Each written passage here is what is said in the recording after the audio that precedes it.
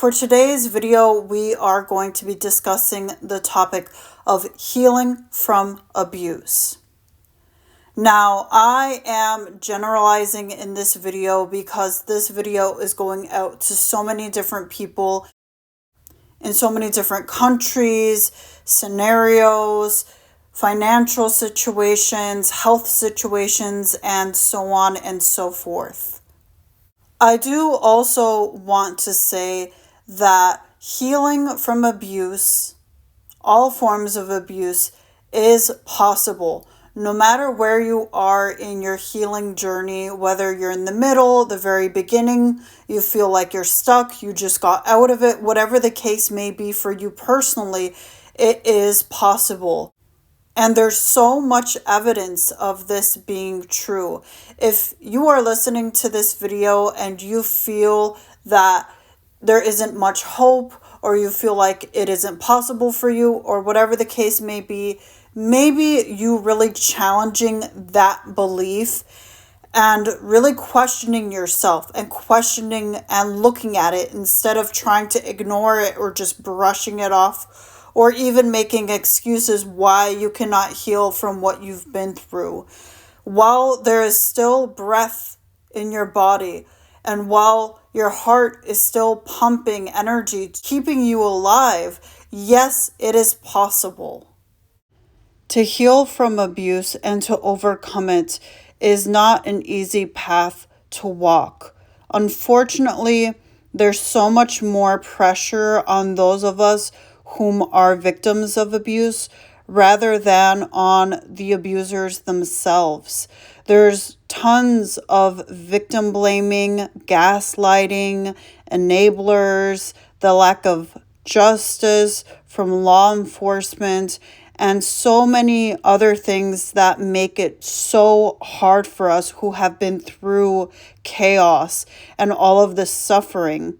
And that's something very important to remember, is that ultimately, regardless of the abuser themselves, their mindset, their past trauma, if they have mental illness, whatever the case may be regarding where the abuse came from and whom it came from, you are the one who suffered. You were the one who was in that situation. You were not the abuser, they were. And it sickens me so much that social media, the news outlets, TV and movies, and just people in everyday life have that tendency to ask, well, what did they do? Or how did they say it? Or, you need to be more loving and compassionate. Which for a lot of us who have dealt with these scenarios, we have tried to communicate better. We have tried to understand the other person's perspective and to have love and empathy for that person. But once you get out of this situation, or even if you're still in that specific situation where you are dealing with an abuser, you need to take all of that energy, remove it off of them, and anchor that within yourself, and to start practicing having love, tenderness, compassion, empathy for yourself, because that is vital to your healing. That is vital for you to start regaining your energy, to start trusting yourself again. You stop focusing so much on them and what you've been through, and you start focusing on yourself. You start focusing on your present life, on what your life looks like right now, and what you have planned for the near future or for the future itself. And I want to make myself very clear that I do not say this to try to place any extra pressure on anyone listening. I know everyone is dealing with different energy levels, different circumstances, and so on and so forth. And for some of you, this may look like very small baby steps to do certain things for yourself that are healthy and beneficial for you, for your physical, emotional, spiritual, and mental health.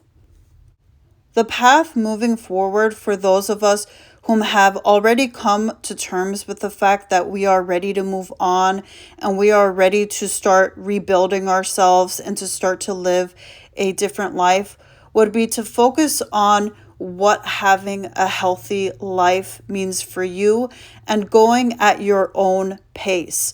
For some people, they might be moving a little bit more slow. For other people, they may really focus on taking classes, taking courses, reading books, meditating, praying, self reflection, journaling. That doesn't mean that they're doing it all in one day or all in one week.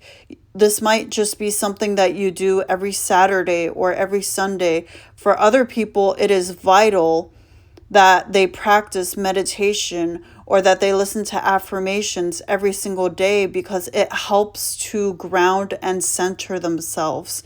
This is very individual. I hope one thing that can be taken away from this video is the fact that abuse is not your fault.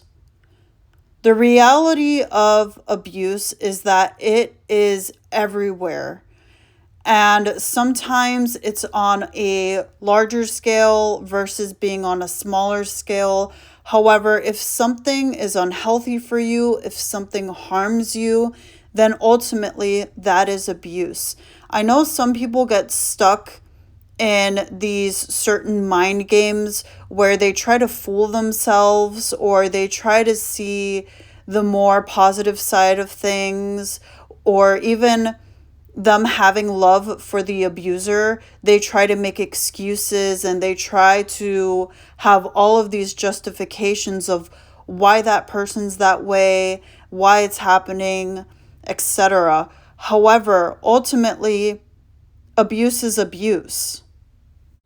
I would argue that it is nearly impossible for somebody to start to heal and overcome abuse if they are just making justifications and attempting to deny the abuse.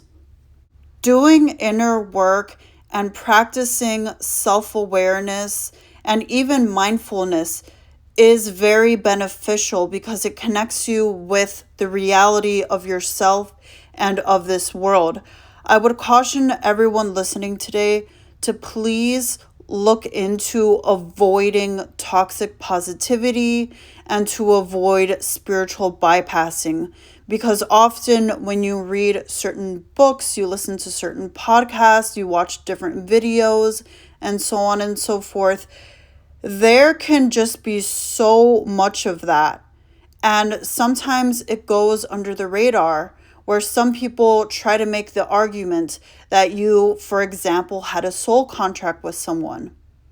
Or they make other claims such as it was the work of the devil, or it was God's will, or even the universe's will.